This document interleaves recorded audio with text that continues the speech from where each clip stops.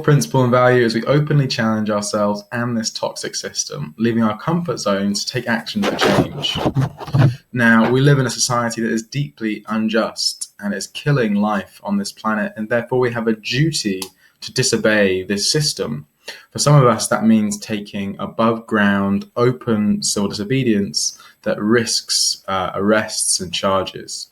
Evidence suggests that this form of open civil disobedience is crucial to creating change.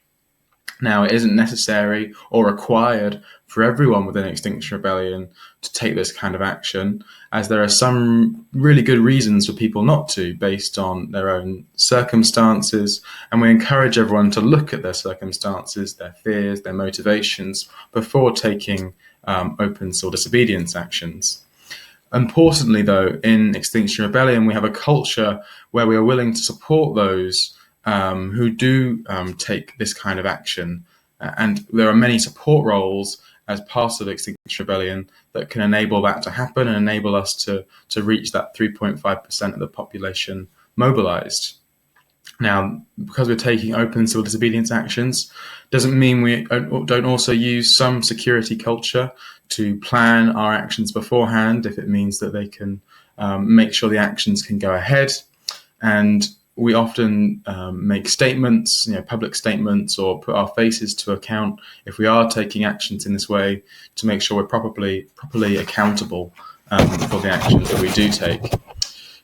It's important to remember that openly challenging ourselves also means openly recognizing that by challenging ourselves, we may be leading towards burnout. And this is something that can happen to people, that they get tired and exhausted from challenging themselves. So another part of this culture is to challenge ourselves to make sure we're looking after ourselves and looking after other people within our community. Openly challenging ourselves also means looking at our own lifestyles. We are about system change within Extinction Rebellion, but challenging ourselves to look at our diets, where we go on holiday, and think about the personal responsibility that we have. And personal responsibility is often overstated within our society and is based to some extent in privilege, but it's important to allow for space and willingness and patience to challenge ourselves in this way also.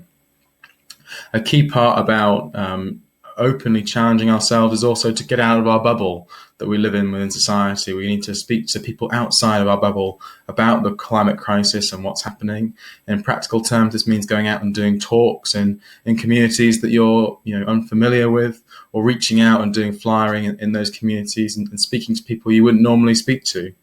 And this can often mean sometimes as well having a discomfort about an action that's taking place. Maybe you're concerned that it's going to, worry a lot of the public, or people are going to, not be late for work and this kind of thing. And that can feel discomfort, but there's a greater discomfort that we feel around the climate crisis. And it's recognizing that we need to feel some discomfort, challenging the status quo for things to change.